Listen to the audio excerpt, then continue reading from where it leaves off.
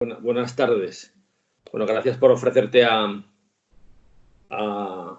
tener esta conversación, un poco para, sobre todo, a contestar alguna de las preguntas que yo creo que estará en la cabeza de la mayoría de las personas que estamos sufriendo, ¿no? Esta situación de estado de alarma y de confinamiento domiciliario, ¿no? Bueno, entonces, pues como tú eres un científico, un experto, un catedrático de química orgánica de la casa, de la Universidad de San Pablo CEU, pues bueno, pues por empezar por el principio, ¿no? Vamos a hacer un pequeño repaso a toda la cuestión desde el plano científico, ¿no? Vamos a ver, para aclarar, para ayudar a todas las personas que puedan ver este vídeo. ¿Dónde está el origen de este problema de la pandemia del COVID-19? Estos virus parece que tienen origen animal, casi todos ellos, y parece que suele ser en murciélagos, aunque en este caso parece que hubo un animal intermedio, que es el pangolín, especie de armadillo, que actuó de reservorio e infectó. El virus aprendió, digamos, a saltar a humanos, cosa que no es infrecuente, pero lo que sí es más infrecuente es que también aprenda a pasarse de humanos a otros humanos, ¿no? Y entonces ahí empezó la pandemia, pues en la zona, parece ser que en un mercado de Wuhan.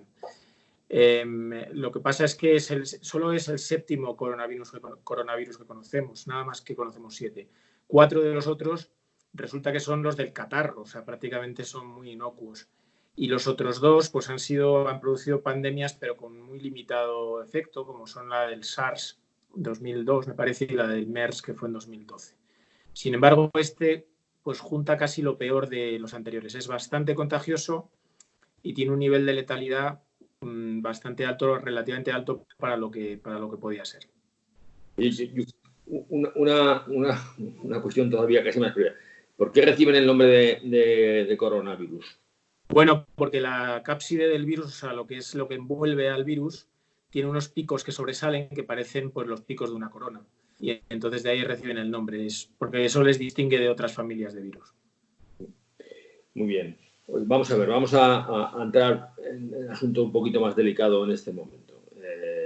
Yo creo que podemos distinguir en cuanto a la actuación de nuestras autoridades sanitarias y las autoridades en general de nuestro gobierno, podemos distinguir 2 momentos, ¿no? Uno, el previo a la declaración del estado de alarma, o yo diría quizás a que la Comunidad de Madrid, que fue la primera, si no me acuerdo mal, el lunes día 9, en declarar ya la situación, darle una oficialidad a la situación y ordenar el que se suspendieran las actividades académicas, y que eso arrastró, me representa al gobierno, a tomar sus medidas que acabaron el sábado siguiente, ¿no? con la declaración del estado de alarma, y luego a partir de ese momento. Entonces yo te pediría, si no te importa, que nos hicieras un poco tu valoración sobre la gestión de nuestras autoridades en ambos momentos, ¿no? Bueno, los momentos anteriores ha sido nefasta, es decir, prácticamente nula, de hecho, ¿no? Teníamos delante 2 ejemplos muy importantes. El de China, que lo tenía todo el mundo y lo estaba analizando, sabiendo que esto no era una gripe, como mucha gente estaba diciendo. Se podía pasar levemente en muchos casos, pero producía una letalidad grande y sobre todo era enormemente contagioso. Eso se sabía ya. Pero sobre todo teníamos el ejemplo de Italia muy cerca, con la que no tenemos fronteras terrestres, con la que había una serie, bueno, que había un movimiento entre los 2 países enorme. Y lo que estaba pasando allí es que la velocidad de avance del virus era tremenda. Bueno, pues todo eso no se tuvo en cuenta. Pero tampoco con anterioridad a esos momentos se montaron comisiones de expertos y se hizo un poco de previsión en la compra de material, que es el peor de los problemas que tenemos en este instante. No tenemos suficiente material de protección, no tenemos test rápidos, no tenemos nada, porque no nos hemos preparado para ello cuando se podía, que fue a lo largo del mes de febrero. Otros países sí que lo han hecho. No se puede decir que es que en toda Europa se actúa igual. Alemania lo ha hecho, los Países Bajos lo han hecho. Francia está un poco más lenta, pero también se ha puesto a la tarea porque su epidemia también ha ido por detrás. E incluso el Reino Unido, que ha tenido su propia estrategia al principio, pues también ha actuado. Es decir, la actuación ha sido muy mala en ese sentido. Después, cuando ya, digamos, la Comunidad de Madrid presiona y mucho al gobierno porque se ve que los casos se están disparando, se empiezan a tomar medidas, pero también se hace de una manera un poco extraña. O sea, ¿a quién se le ocurre anunciar que dentro de 2 días voy a confinar a la gente? Pues claro, la gente se puso en marcha, se fue a sus ciudades de origen. Yo tengo muchísimos alumnos que son de fuera de Madrid, la inmensa mayoría se marchó de sus colegios mayores y de sus pisos a sus localidades de origen, y mucha gente incluso se fue a sus segundas residencias.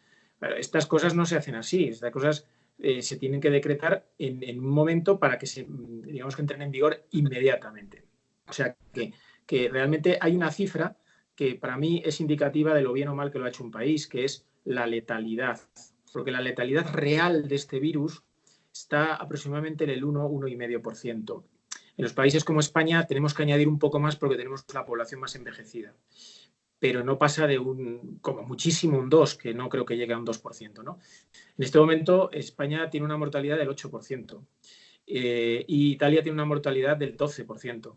Eso indica que son los países que peor lo han hecho, porque no tienen una fotografía real de lo que está pasando. Sin embargo, Alemania pues, tiene una mortalidad muy parecida a la real, y Corea del Sur, por ejemplo, también, que son los mejores, ¿no?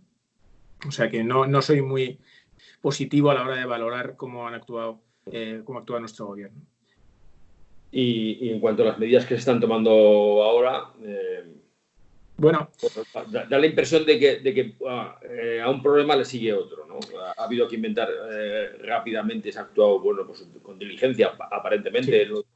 Lo del IFEMA, ahora nos viene el problema de las residencias de ancianos. Es muy característico de España, ¿no? Llegados al caos, llegados al problema, tenerlo muy enfrente, somos muy buenos improvisando, somos muy buenos buscando soluciones en el momento, ¿no? Tenemos una mentalidad en ese sentido muy creativa, y por parte de mucha gente, muchas pequeñas empresas y no tan pequeñas, que se han puesto a la tarea de hacer material médico para paliar la situación, solidaridad pues, entre comunidades autónomas, que ha habido alguna también muy significativa, con Galicia, con Madrid, todo eso ha ido bien. Y luego pues lo que es nuestras fuerzas de seguridad, nuestros militares, médicos, sanitarios, qué decir de ellos, ¿no? Se han puesto a trabajar, se han arremangado. Y bueno, es espectacular, o sea, la reacción de la gente o del señor que pone los tubos del oxígeno en IFEMA para hacer ese hospital. O sea, eso pocos países serían capaces de hacerlo de esta manera tan espontánea, digamos, y tan rápida para paliar la situación. Entonces, en ese sentido, bien. ¿Qué ocurre? Que pagamos los errores de los meses anteriores, porque el material, que es el principal, pues eso es muy difícil de inventar sobre la marcha. Esta mañana se daban un dato sobre el número de sanitarios infectados, que está cerca de los 10.000 ya. Esto es increíble, o sea, no se parece a nada que veamos en ningún otro país, ¿no? Y eso es una responsabilidad muy directa del gobierno, ¿no? Que no ha sabido ni siquiera proteger a las personas que tienen que estar en la primera línea, ¿no? Bueno, pues ya no me resisto a dejar de preguntarte por la catastrófica decisión, ¿no? Ya perdona que yo la valore por delante, la catastrófica decisión de autorizar la famosa manifestación del día 8 de marzo, ¿no? Bueno, efectivamente, fue una decisión horrible, ¿no? muy mal pensada. No solo se autorizó, sino que se alentó a ir a la manifestación. Pero además es incomprensible porque tenían que tener datos. Es decir, había ya una gráfica que estaba circulando sobre lo que había pasado en China. Cuando Wuhan cierra, tenía nada más que 450 casos. Pero luego se ha sabido que en realidad había unos 3.000 casos reales, ¿no? Porque hay gente a la que no se le había hecho test, pero después se empezaron los síntomas. Entonces, la conclusión de ese estudio, que ya estaba ahí y los expertos lo tenían que tener, es que había que tomar medidas inmediatamente, cuando el número de casos fuera todavía muy pequeño, ¿no? Y bueno, pues a pesar de eso no se tomó ninguna, que yo puedo entender que quizá no era cuestión a lo mejor de confinar a la gente en casa ese fin de semana ya, pero sí que prohibir por lo menos las concentraciones de muchas personas. Eso fue una auténtica bomba, fue un fin de semana de muy buen tiempo, estaba todo el mundo en la calle, no solo para la manifestación, todo el mundo contactando. Yo he hecho mis propios cálculos y creo que al final de ese fin de semana había unas 50.000 personas contagiadas ya en España, ¿no? Y esas 50.000 personas todavía dispusieron de una semana entera más para vivir prácticamente en libertad, Con lo cual, teniendo en cuenta la capacidad de contagio del virus, que es aproximadamente de 3, es decir, cada contagiado contagia a otros 3, pues significa que terminamos la semana del 15 de marzo, que terminó el 15 de marzo, probablemente con 150.000 casos. Claro, tenemos la peor curva del mundo en fallecimientos y en crecimiento de casos oficiales. Te doy otro dato, Fernando.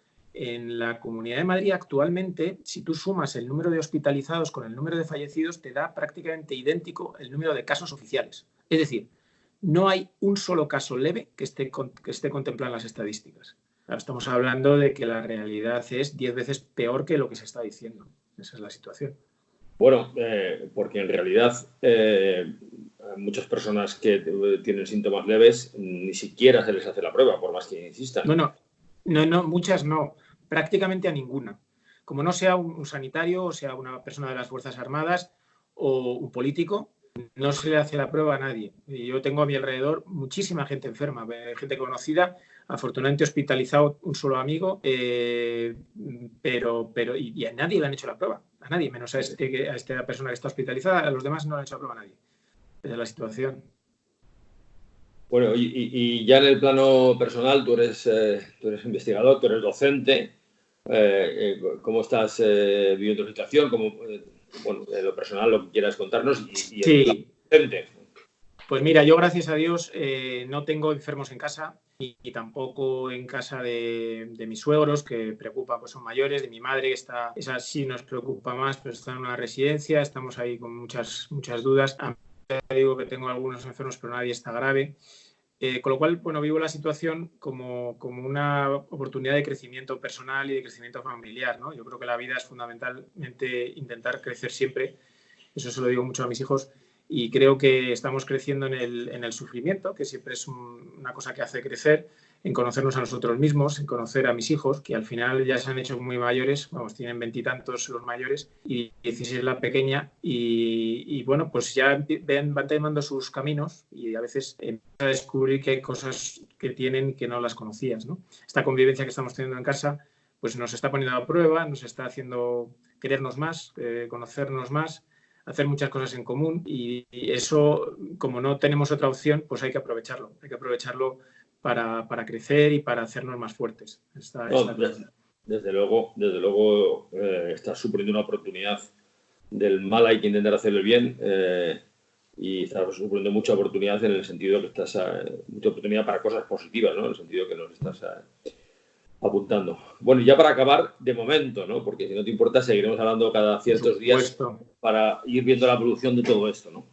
Pero bueno, no me quiero ir sin dar alguna cosa, alguna nota positiva, porque al principio parece, digamos, que lo hemos pintado todo un poco negro, pero sí, no sé qué me vas a preguntar, pero que sí en ese sentido, yo sí que tengo mucha esperanza en el futuro, ¿eh? ¿Por qué? Pues porque jamás se ha trabajado tanto y tan rápido en investigación. Eso es la primera cosa. Y eso alcanza muchos aspectos. Aparte de la vacuna, que la gente piensa mucho en la vacuna, pero la vacuna va a tardar, eso es inevitable. En comprender cómo funciona el virus, por ejemplo, en aprender qué indicadores nos pueden predecir qué personas se van a poner muy malitas, qué personas van a ir mal, para actuar sobre su salud rápidamente. Nuevos tratamientos pues, para paliar la situación de gravedad, que den tiempo a la persona para que su sistema, para que su cuerpo reaccione y sea capaz de vencer al virus, ¿no? También sistemas, pues eso puede además acortar mucho el tiempo de hospitalización y liberar un poco la sanidad, ¿no? Eso es muy importante. Por supuesto, los test para tener un cuadro de lo que tenemos. Y luego los fármacos retrovirales o antivirales, que son, digamos, el núcleo más importante sobre los que se está investigando, y yo creo que vamos a tener resultados positivos. Todo eso, junto con lo que se está aprendiendo en los hospitales del tratamiento, cómo se está manejando la situación, que España en eso sí que tenemos la sanidad que tenemos, que es estupenda, por mucho que se haya hablado de ella, sanidad pública y privada trabajando codo con codo, y eso lo vamos a notar y lo estamos notando ya, porque otros países lo van a pasar mucho peor. Sí, porque a mí me gustaría resaltar en relación a lo que has puesto manifiesto, ¿no? En la colaboración entre lo público y lo privado, cómo esto está resultando de modo totalmente natural y coordinado, con la mejor buena voluntad de las partes, sin necesidad de que de esas ansias controladoras, ¿no? Que por parte de algún sector de nuestro gobierno Sí. aflora. Sí, en España sabemos que más que nadie nosotros, ¿no? Que trabajamos en la enseñanza privada, sabemos el sesgo en contra de lo privado que hay, ¿no? Y cómo hay una parte de la sociedad, y también ahora que está en el gobierno, que pone todas las pegas del mundo, incluso cuando regalan cosas, ¿no? Y eso es una de las consecuencias positivas que podría surgir de esto, y es que se vencieran esas reticencias, porque la sanidad privada pues está arrimando el hombro muchísimo, porque hay empresas que están regalando pues todo lo que se ha puesto en IFEMA, lo está regalando a muchas empresas, porque hay ciudadanos particulares, pequeñas empresas que están colaborando, porque, bueno, pues eso, todo el que puede hacer algo lo hace, eso somos muy buenos, y eso me parece que a algunos les tendría que hacer pensar, ¿no? Es decir, no importa si es privado o público, importa la buena disposición y lo bueno que eres trabajando y tus ganas de ayudar, eso está claro. Bueno, pues estupendo, Javier. Muchísimas gracias. Bueno, vamos a ir, si te parece, pues hablando una vez a la semana, por lo menos, para ver desde tu óptica científica, ver un poco cómo evolucionan las cosas y poder dar información a todo el que pueda tener la oportunidad de seguirnos, ¿no? Muy bien.